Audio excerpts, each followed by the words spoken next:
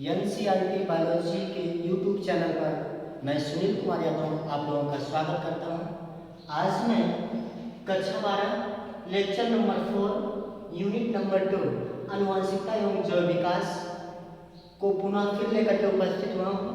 आज मैं इसके पहले वाले वीडियो में मैं आप लोगों से बताया था कि हमको आनुवंशिकता एवं जैव विकास में कौन कौन टॉपिक पढ़ने हैं और क्या क्या टॉपिक उन दोनों टॉपिकों में हमें क्या क्या पढ़ना है उसके बारे में मैंने बताया था।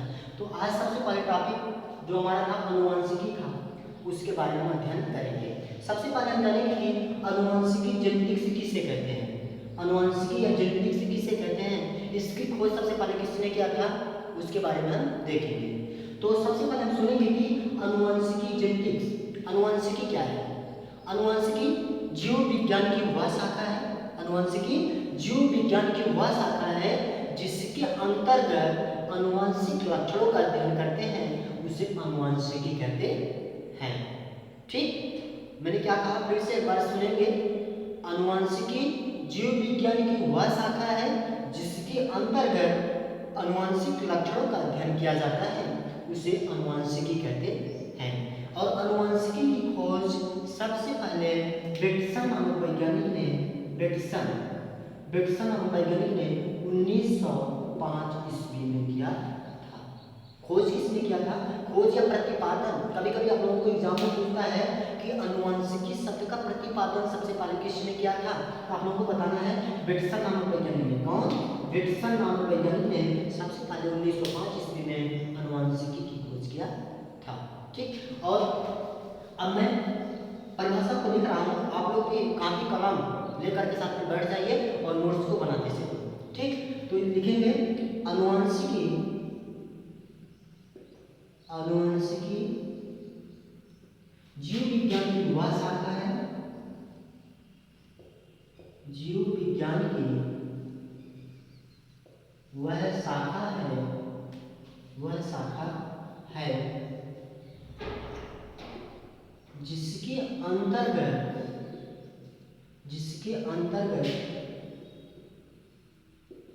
आनुवंशिक लक्षणों का अध्ययन करते हैं, आनुवंशिक लक्षणों का अध्ययन करते हैं, उसे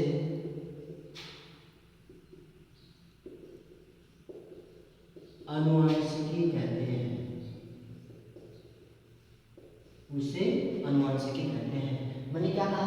आनुवंशिकी जीव विज्ञान की वह शाखा है जिसके अंतर्गत आनुवंशिक लक्षणों का अध्ययन करते हैं, उसे आनुवंशिकी कहते हैं। इसमें नोट करके हम लिख लेंगे, नोट आनुवंशिकी, आनुवंशिकी शब्द का प्रतिपादन सबसे पहले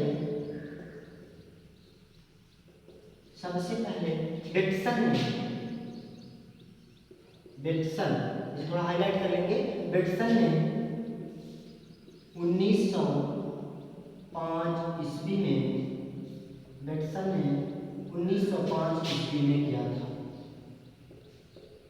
था। ठीक, आप लोगों को एग्जाम में सहायक नोट में या ऑब्जेक्टिव में पूछता है कि आनुवंशिकी शब्द का प्रतिपादन सबसे पहले किसने किया, तो आप लोगों को बताना है कि बेटसन नामक वैज्ञानिक ने 1905 ईस्वी में सबसे पहले आनुवंशिकी शब्द का प्रतिपादन किया था। ठीक, अब देखिए ये परिभाषा क्या हुई, आनुवंशिकी की हुई। अब इसमें एक शब्द आया है आनुवंशिक लक्षण, जो कि इस परिभाषा में ये शब्द आया है, अभी इसके बारे में हम लोग नहीं जानते हैं, अभी इसके बारे में आप जिक्र भी नहीं किया हूँ। अब हम लिखेंगे अगली हेडिंग में आनुवंशिक लक्षण, आनुवंशिक लक्षण किसे कहते हैं, अब इसके बारे में देखेंगे। आनुवंशिक लक्षण, आनुवंशिक लक्षण इसे कहते हैं हेरिडिटी, हेरिडिटी कैरेक्टर, इसे कहते हैं हेरिडिटी कैरेक्टर। ठीक, तो इसकी परिभाषा क्या होती है, इसके बारे में हम देखेंगे कि आनुवंशिक लक्षण क्या होता है, किसे कहते हैं, कि इसके बारे में सबसे पहले सुन लेंगे। आनुवंशिक लक्षण वे लक्षण होते हैं, आनुवंशिक लक्षण वे लक्षण होते हैं जो एक पीढ़ी से दूसरी पीढ़ी में एक पीढ़ी से दूसरी पीढ़ी में या माता पिता से संतानों में स्थानांतरित होते हैं, जाते हैं, संचरित होते हैं, उसी को हम क्या कहते हैं? आनुवंशिक लक्षण कहते हैं। ठीक, एक बार फिर सुन लेंगे कि आनुवंशिक लक्षण वे लक्षण होते हैं जो एक पीढ़ी से दूसरी पीढ़ी में या माता पिता से संतानों में स्थानांतरित होते हैं, उसी को क्या कहते हैं? आनुवंशिक लक्षण कहते हैं। जैसे त्वचा का रंग, काली भूरी आंखें, कान पर बाल पाया जाना, आंख, नाक, कान की बनावट, घुघराले बाल आदि ये क्या होते हैं? माता पिता से संतानों में भी क्या होते हैं? जाते रहते हैं, इसलिए इसी को क्या कहते हैं? आनुवंशिक लक्षण कहते हैं। ठीक, तो इसकी परिभाषा लिख लेंगे। आनुवंशिक लक्षण, आनुवंशिक लक्षण वे लक्षण होते हैं, वे लक्षण होते हैं जो एक पीढ़ी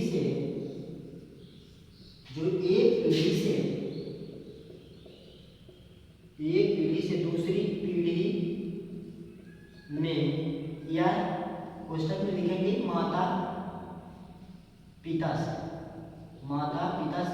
संतानों में, माता पिता से संतानों में, माता पिता के बाद पुस्तक बंद कर देंगे, उसके बाद लिखेंगे संतानों में स्थानांतरित होते हैं,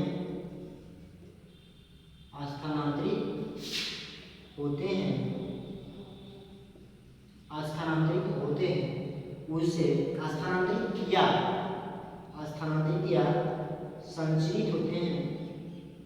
संचरित होते हैं, उसे आनुवंशिक लक्षण कहते हैं, उसे आनुवंशिक लक्षण कहते हैं। जैसे त्वचा का रंग,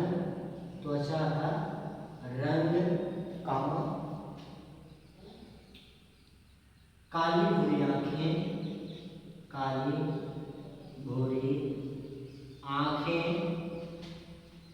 आंख, कान, नाक की बनावट, घुघराले बाल आदि ये क्या होते हैं? माता पिता से संतानों में स्थानांतरित होते हैं, उसे हम क्या कहते हैं? आनुवंशिक लक्षण कहते हैं। ठीक, अब इसमें अगली रीडिंग जो आएगी वह है वंशागत, इनहेरिटेंस, वंशागत किसे कहते हैं उसके बारे में हम लिखेंगे।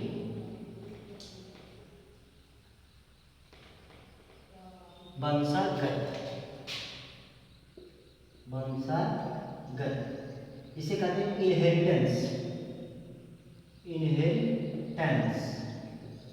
इनहेरिटेंस वंशागत।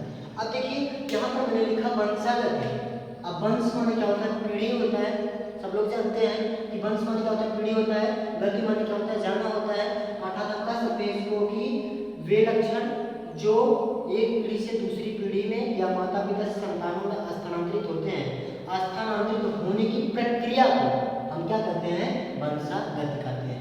ठीक, केवल उसमें हमको जोड़ना क्या है? जैसे परिभाषा में बताया था लक्षण या आनुवंशिक लक्षण में, बस उसमें इतना जोड़ना है कि होने की इस प्रक्रिया को हम क्या कहते हैं? वंशागत कहते हैं। ठीक, देखेंगे कि वंशागत वे लक्षण जो माता पिता से या एक पीढ़ी से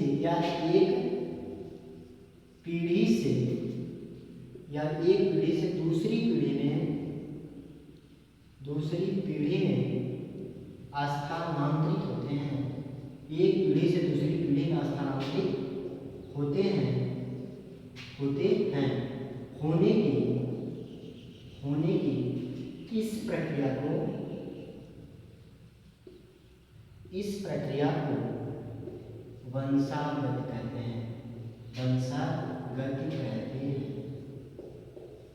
वंशागत कहते हैं। अब देखिए ये वंशागत इनहेरिटेंस है, वे लक्षण जो माता पिता से या एक पीढ़ी से दूसरी पीढ़ी में स्थानांतरित होते हैं, होने की इस प्रक्रिया को हम क्या कहते हैं? वंशागत कहते हैं। ठीक, अब यहाँ पर नोट करके देखेंगे।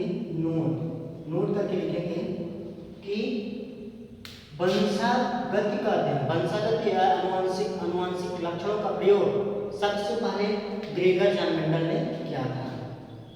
अनुवांशिक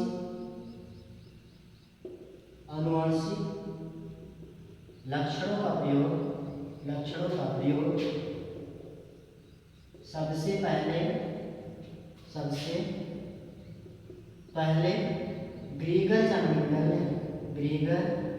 जॉन मेंडल ने किया था और इन्होंने अपना प्रयोग मटर के पौधे पर किया था। इन्होंने अपना प्रयोग मटर के पौधे पर किया था। इन्होंने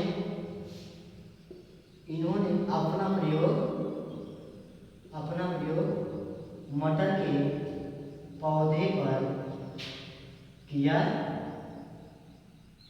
के पौधे पर किया था और प्रयोग के साथ साथ इन्होंने कुछ नियम भी बनाए थे और प्रयोग के साथ साथ